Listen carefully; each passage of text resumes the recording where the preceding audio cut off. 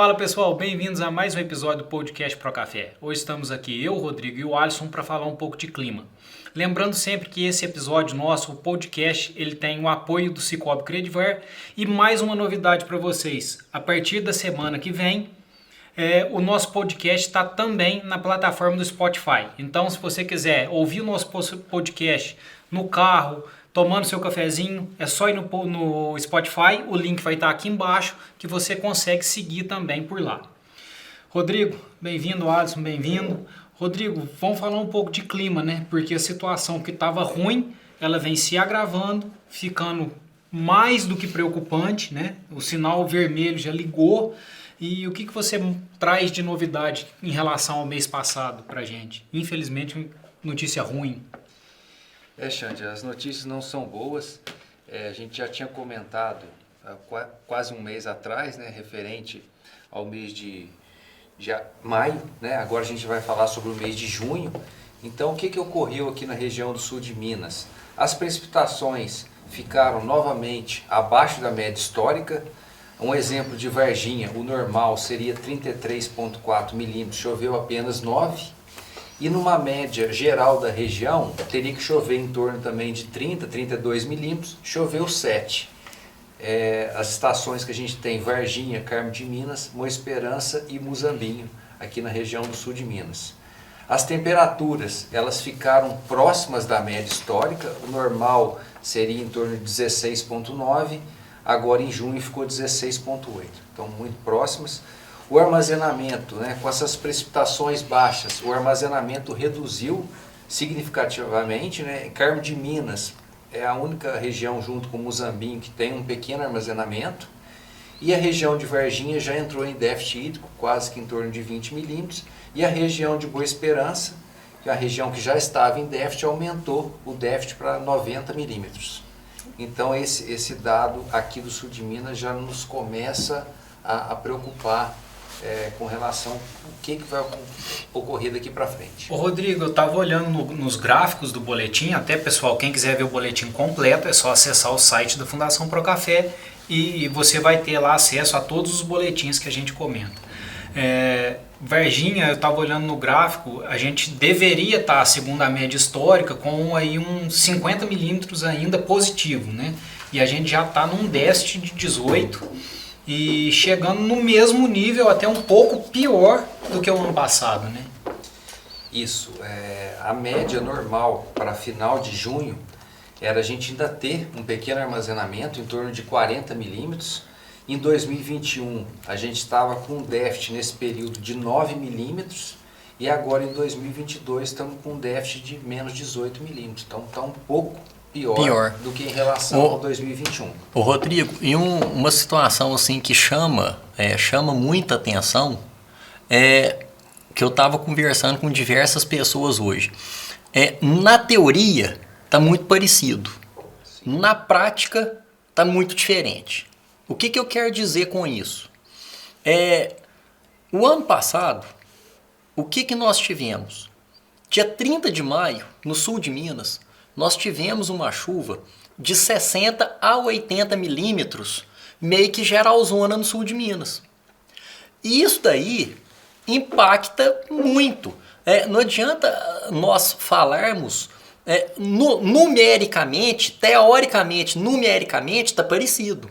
Mas na prática está muito diferente, porque nós não tivemos essa chuva no final de maio para encher a caixa do solo e levar a gente durante os meses de junho, julho e agosto. O que nós tivemos? Um maio com pouquíssima chuva, como nós vimos no podcast passado, falando do nosso boletim, e nós tivemos um junho péssimo. Estamos indo para um julho que, se correr dentro da média, não é nada demais. Então, assim, a situação nossa está complicadíssima. Alisson, vale a gente lembrar isso que você está falando, né, para o pessoal, que quando o Rodrigo passa esses números falando, a gente não pode analisar o número friamente, né, Rodrigo? Ah, não, nós estamos... Era 9, tá 18, mas era 9 em que situação? Não. É 18, que é o que você acabou Assim, de falar. vamos colocar na prática. Vamos colocar na prática para o produtor entender, para o pessoal entender, para os colegas agrônomos entenderem. Vamos colocar na prática. Lá, exemplo, em julho, tá? Agora em julho. Choveu no dia 5 de julho, exemplo, tá? Hipotético. Choveu no dia 5 de julho 5 milímetros. No dia 15 choveu 10. E no dia 25 choveu 5. Aí você soma. Deu 20 milímetros. Mas o primeiro 5 que choveu foi água na chapa. O 10 que choveu foi pouco melhor que água na chapa. E o último 5 que choveu pouco adiantou. Então esse 20... ele não soma, ele não vira nada, mas teoricamente e pela soma, e não é o Procafé que vai inventar a roda e mudar a forma de fazer as coisas, teoricamente o que é bem diferente do 60 milímetros de maio do ano passado. De maio do ano passado. No entanto, que a gente 60, tá andando, 80, né? Que a gente tá andando em lavoura e lavoura amarelando, caindo folha mais velha, lavoura murchando. Ah, o que é isso? Falta de água. A situação desse ano, não tem dúvida. A situação real é pior do que a do ano passado. É pior sim, Alisson. E a gente tem um gráfico, né, mostrando aquele balanço, né, o saldo líquido de precipitação menos evapotranspiração. E eu tô com um gráfico de junho de 2021, onde mostra que no final de maio, nos 10 últimos dias de maio, a gente ficou equilibrado, não ficou nem positivo nem negativo. Nos primeiros 10 dias de maio, a gente ficou positivo, a precipitação foi maior. E depois teve também uma chuva no início de junho, que ele ficou balanceado, muito próximo da precipitação igual a evapotranspiração, e até meados de junho. Então a gente ficou de final de maio até meados de junho numa condição boa, bem diferente desse ano. Então, assim, quando a gente pega esse saldo líquido de precipitação menos evapotranspiração, a gente consegue visualizar melhor essa questão da disponibilidade de água para a planta. Nós já podemos falar, sem dúvida, que acendeu a luz amarela para a safra 2023. A luz amarela está acesa. Isso daí não tem sombra de dúvidas. Se nós não tivermos uma chuva no início de agosto, fica muito complicada a situação. Porque o que todo mundo interpreta? Não chover até meados de setembro é normal. É normal em anos normais. Em um ano como esse, porque, gente, coisa muito rara era a gente torcer por uma chuva na safra. Estamos torcendo, mais uma vez. Rodrigo, e nas outras regiões, Triângulo Mineiro, por exemplo? Vamos para o Triângulo, depois a gente vai para Mogiana e depois, pessoal, nós vamos conversar de algumas alternativas para quem tem alternativa, né? Então, em relação ao Triângulo Mineiro e Alto Paranaíba, a situação é muito similar. Precipitação abaixo da média. Lá, diferente aqui do sul de Minas, a temperatura foi acima da média. Exemplo de Araxá, Patrocínio e Araguari. O normal daquela região era 17,9, foi 18,5. E com relação ao armazenamento, já não existe naquela região. Araxá está com um déficit de 16, Patrocínio iniciando um déficit de 4 e Araguari com um déficit de 180 milímetros. Então o Triângulo Mineiro está vivendo uma situação parecida, né, com a região do sul de Minas, algumas regiões mais e outras menos, mas muito semelhante. Araguari que está mais discrepante, né, Rodrigo? O Araxá e Patrocínio está parecido aqui com o sul de Minas. Então nós tivemos ali Araguari e até agora Boa Esperança. Que são as regiões mais quentes. São as regiões mais quentes, evapotranspiração maior, normal. Isso.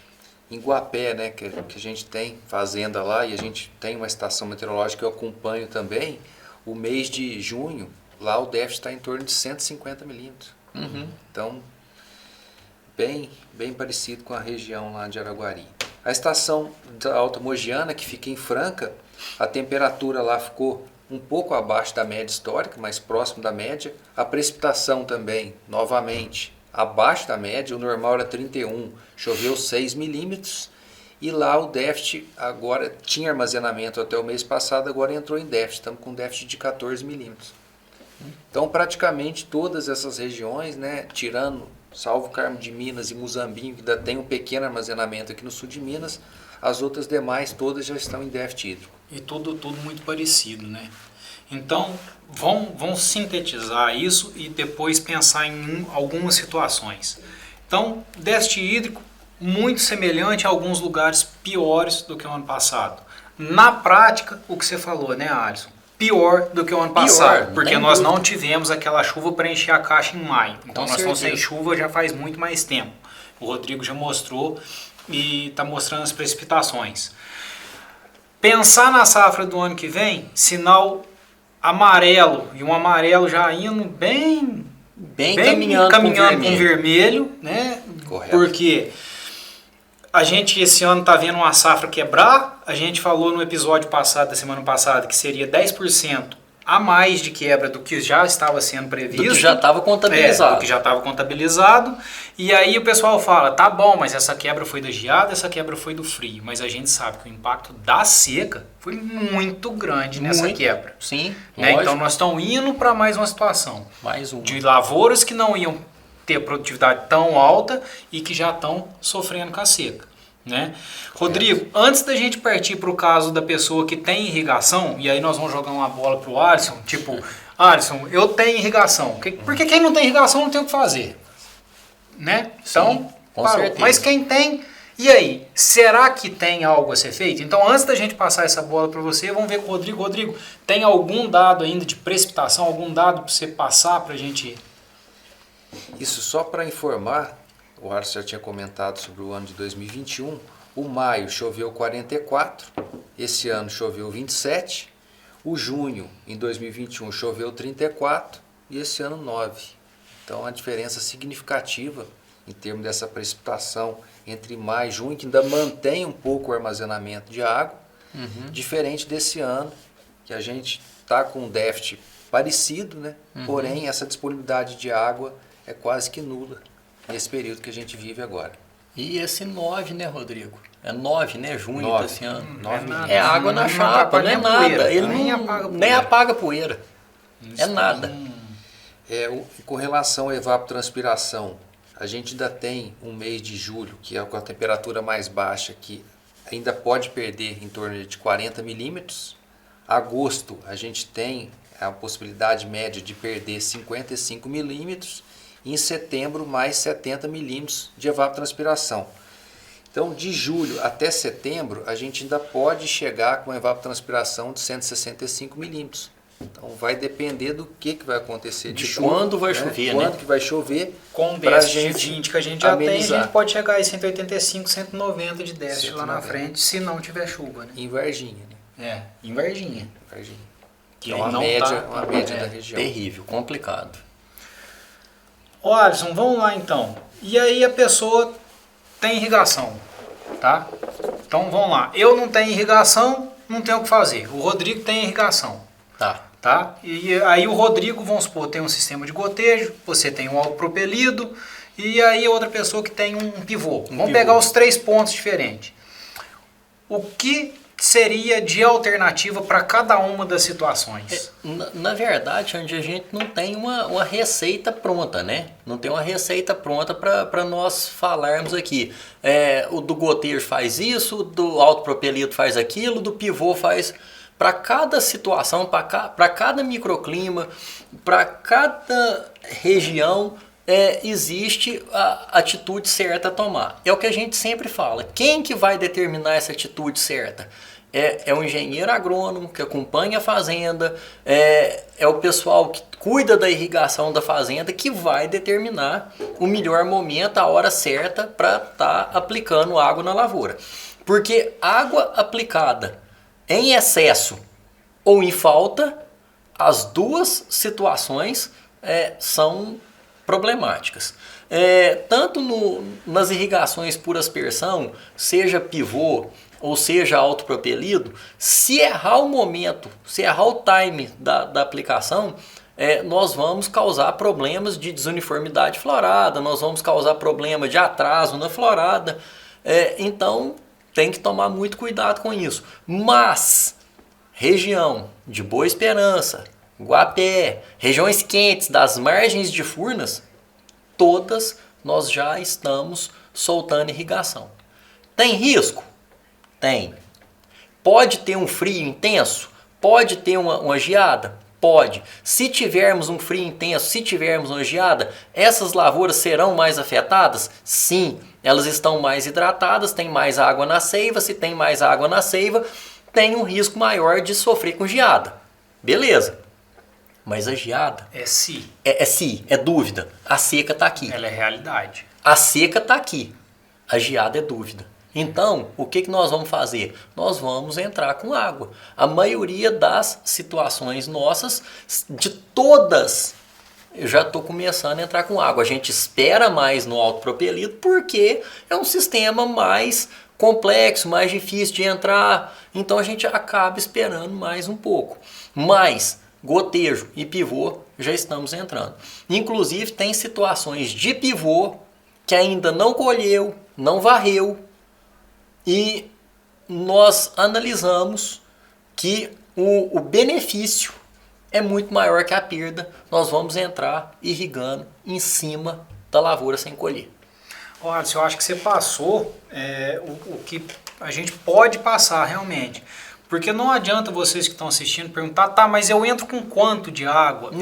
Não, isso não. Então o que a gente quis fazer aqui agora, por que eu perguntei isso, joguei essa bola para o Alisson e tudo, o Rodrigo, se quiser complementar, Rodrigo, a ideia é, se eu tenho a água, eu uso ou não uso? Era isso, né, Alisson? Eu uso, não uso, o que eu tenho que tomar cuidado? E aí, lógico, você vai consultar o seu agrônomo, a pessoa que cuida da sua irrigação, para ver o volume que a sua lavoura está precisando, porque isso vai depender de talhão, vai depender de estado de idade de lavoura, pessoal que usa tecnologia mais alta, vai depender de balanço hídrico, vai depender de tensiometria, vai depender de uma série de... idade de lavoura, se a lavoura é nova, se a lavoura... Então, tudo isso muda de acordo com a sua lavoura, mas pelo menos, assim, consegue dar um direcionamento, né? Porque às vezes a pessoa está lá com a irrigação, Rodrigo, e será que eu ligo? Será que eu não ligo? Ela não procura. E se vier uma geada?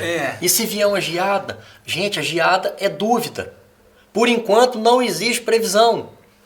A seca tá aí. Concreto. É concreto, tá aí. Então, assim, como se diz, por medo de morrer no suicida, né? Rodrigão, mais alguma coisa? Algum complemento? É só para a gente finalizar com relação aos alertas, né, Xande? Igual a gente fez o mês passado, né? Aqui em Varginha, com relação aos índices de ferrugem, esses índices eles estão reduzindo, né? Também devido a essa intensa desfolha que a gente vem sofrendo nesses últimos meses, né? Boa Esperança, os índices de bicho mineiro estão em torno de 6% também nos talhões esqueletados. É uma atenção que a gente já alertou no boletim passado. Com relação ao Triângulo Mineiro também, as ferrugens dos talhões amostrados em Araxá reduziram. Foma manteve mais ou menos em torno de 9%. Algumas questões de acro vermelho aumentou, bicho mineiro mais ou menos manteve. E na Mogiana, os índices de infecção também de ferrugem estão em torno de 77%. A lavoura esqueletada lá na região de Franca também está com índice alto de ferrugem, em torno de 70%. Os índices de bicho mineiro naquela região, do mês passado para esse, aumentaram de 5,6% para 11,5%. Então teve um salto na região da Mogiana com relação ao bicho mineiro, né? Também na lavoura esqueletada está com índice alto de em torno de 12%. Então, isso é mais ou menos um resumo no panorama geral com relação às pragas e doenças. Alisson, mais alguma coisa para completar? Não, Xande, só lembrando o produtor, né? Lembrando os nossos amigos engenheiros agrônomos aí que o boletim de avisos nossos fitossanitários, quando nós falamos de pragas e doenças, são lavouras não controladas, para dar um alerta, né? Para dar um alerta para o produtor, um alerta para o engenheiro agrônomo do que está acontecendo em maior intensidade naquele momento. Bom, pessoal, era isso que a gente tinha para falar no episódio de hoje. Espero que vocês tenham gostado. O mês que vem a gente volta aqui novamente com o Rodrigo para atualizar essa situação climática, ver como que vai comportar agora o clima nesse mês de julho. Rodrigo, muito obrigado. Alisson, valeu. Torcendo para chover. Torcendo para chover. Para dar tudo certo. Pessoal, é isso. Semana que vem tem mais. Um abraço. Até a próxima.